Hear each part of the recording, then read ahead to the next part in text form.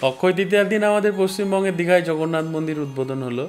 রথযাত্রার দিন আমি যদি দীঘার জগন্নাথ মন্দিরে যাই, তাহলে কি সে আমি একই ফল লাভ করব, কি ভগবানের সেখানে দর্শন করলে কি একই ফল?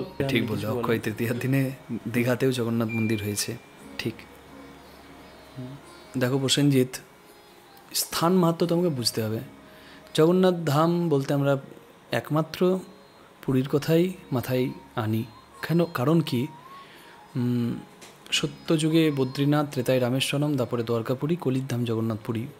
পুরুষোত্তম ধাম শ্রীক্ষেত্র, সেটা তো পুরী, সেটা তো আর বাংলাও হবে না আর হায়দ্রাবাদও হবে না। হায়দ্রাবাদেও মন্দির হয়েছে জগন্নাথের মন্দিরের মতো, এবং দীঘাতেও হলো আমাদের কাছে খুব আনন্দের। কারণ দীঘাতে আমি কীর্তন করতে যখন যাই, নিউ দীঘা বটতলার কাছে বারবার প্রোগ্রাম হয়, প্রায় প্রত্যেক বছরই প্রোগ্রামে আমরা যাই।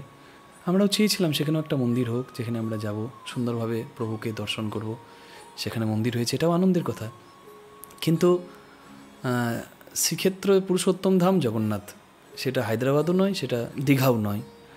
দীঘা মন্দির, জগন্নাথের মন্দির। জগন্নাথ তো তিনি জগতের নাম সর্বদা বিরাজ করছেন, সর্বত্র বিরাজ করছেন, তাই আমরা প্রণাম করি।